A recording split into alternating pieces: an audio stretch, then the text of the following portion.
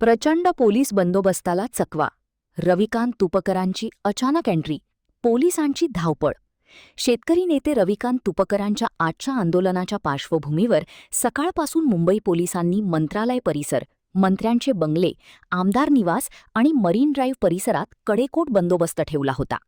Marine ड्राईव्हवर अनेक कार्यकर्त्यांना ताब्यात घेण्यात आले, तर क्रांतिकारी शेतकरी संघटनेचे बुलढाणा जिल्हाध्यक्ष डॉक्टर टाले यांनाही अटक करण्यात आली. इतका मोठा पोलीस बंदोबस्त असतानाही तुपकर मात्र बराच वेळ पोलिसांच्या रडारवर आले नव्हते. त्यामुळे तुपकर नेमके कुठे आहेत हा प्रश्न चर्चेत असतानाच त्यांनी अचानक एंट्री घेत मंत्र्यांच्या बंगल्याच्या दिशेने कूच केली. ताब्यात घेण्यापूर्वी माध्यमांशी बोलताना रविकांत तुपकरांनी सरकारच्या भूमिकेवर तीव्र नाराजी व्यक्त केली. शेतकऱ्यांच्या मागण्यांसाठी लोकशाही मार्गाने आंदोलन करण्याचा अधिकार असतानाही सरकारकडून पोलिसांच्या माध्यमातून दडपशाही केली जात असल्याचा आरोप त्यांनी केला.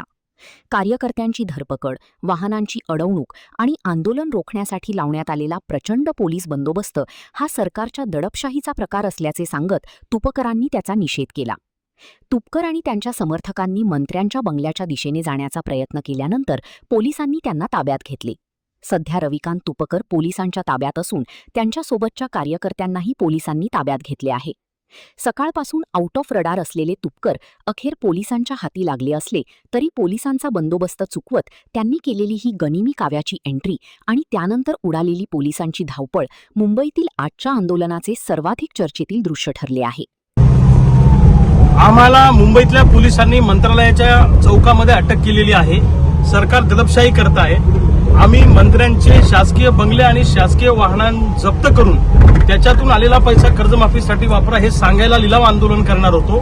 लिलाव आंदोलनाला जात असताना मंत्रालयाच्या गेटच्या जवळच आम्हाला पोलिसांनी अटक केली. सरकार दडपशाही करत आहे. आमची मागणी काय आहे?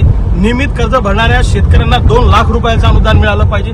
ITR भरणारे शेतकरी, कर्ज पुनर्गठित शेतकरी, कर्ज रूपांतरित शेतकरी या सगळ्या शेतकऱ्यांचा समावेश करा. 2019च्या पूर्वीचे सगळे शेतकरी कर्जमाफीमध्ये घ्या. दुसऱ्या बाजूला सिव्हिल आमचं खराब होऊ देऊ नका. अशा पद्धतीच्या मागण्या घेऊन आज आम्ही मुंबईत आलेलो आहे.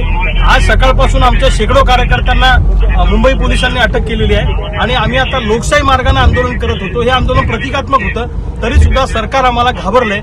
शेतकऱ्यांच्या ताकदीमुळे सरकार घाबरलेलं आहे. सरकारच्या पायाखालची वाळू सरकलेली आहे. अशा पद्धतीनं आम्हाला अटक करून, आमच्यावर गुन्हे दाखल करून किंवा आम्हाला फासावर जरी तुम्ही लटकवलं तरी सुद्धा आम्ही मागे हटणार नाही. जोपर्यंत शेतकरी सरसकट कर्जमुक्त होत नाही तोपर्यंत ही लढाई थांबणार नाही.